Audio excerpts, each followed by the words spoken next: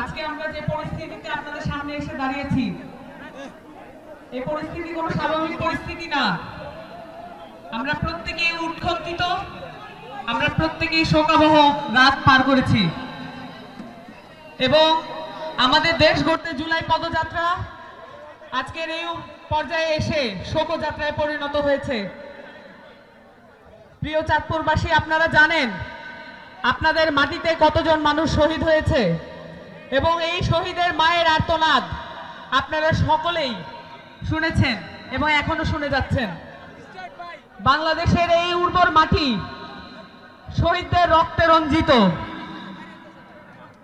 গত পরশুদিন মাইলস্টোন কলেজে যে শিশুরা নিহত হয়েছেন তাও শহীদি মর্যাদা পাবেন বলে আশা করি। আল্লাহর কাছে ফরিয়াদ জানাই এই শিশুদেরকে যেন শহীদি মর্যাদা থেকে বঞ্চিত করা না হয়।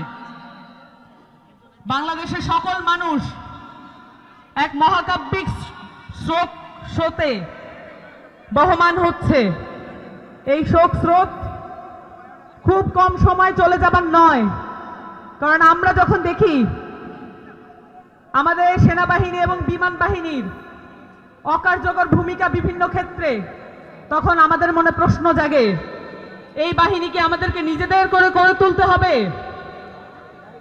আমাদের মনে প্রশ্ন জাগে, এই রাষ্ট্র পুনর্গঠনের জন্য কতদূর পর্যন্ত আমাদের শহীদদের মর্যাদা ভুলণ্ঠিত হতে হবে। আমরা দেখতে পেয়েছি এই অন্তর্বর্তীকালীন সরকার জুলাই অভ্যুত্থানে 2000 শহীদের দায়িত্ব নেয় নাই, তাদের পরিবারদের দায়িত্ব নেয় নাই।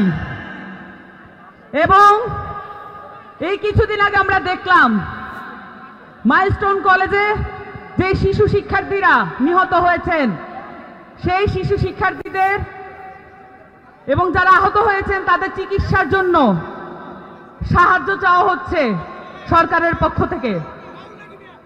আমরা বিস্মিত হয়ে লক্ষ্য করি একটি অন্তর্বর্তীকালীন সরকার এমবাসি ব্যাকআপ নিয়ে নিজেদেরকে একটি নির্বাচনকালীন সরকারে পরিণত করেছে এবং এই সরকারের কোনো ধরনের দায়বদ্ধতা নাই বাংলাদেশের জনগণের প্রতি। আমাদের সরকার আমাদেরকেই গড়ে তুলতে হবে, আমাদের রাষ্ট্র আমাদেরকেই গড়ে তুলতে হবে, আমাদের শহীদদের মর্যাদা আমাদেরকেই রক্ষা করতে হবে। বাংলাদেশ রাষ্ট্রের, বাংলাদেশের প্রত্যেকটি ইঞ্চি মাটি শহীদের রক্তে রঞ্জিত, এটা যেন আমরা ভুলে না যাই। এই শোক যেন শক্তিতে রূপান্তরিত হয়, এই চেষ্টা আমাদেরকে চালিয়ে যেতে হবে এবং কোন ধরনের এমবাসি ব্যাকআপের সরকার এটা আমাদেরকে পিছু ফিরে রাখতে পারবে না। আমাদের সরকার আমাদেরকে পুনর্নির্মাণ করতে হবে এবং আমাদেরকে এই রাষ্ট্র পুনর্গঠন করতে হবে।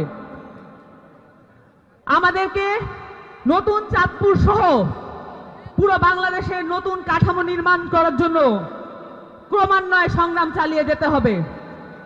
আপনাদের কাছ থেকে এই প্রতিজ্ঞা নেওয়ার ছিল, তাই শত বাধা উপেক্ষা করেও আপনাদের সামনে উপস্থিত হয়েছি। আপনারা আশা করি আমাদের যে সংগ্রাম আছে সেই সংগ্রামে আপনারাও একাত্মবোধ করবেন এবং আপনারাও আমাদের সাথে থাকবেন। সকলকে ধন্যবাদ।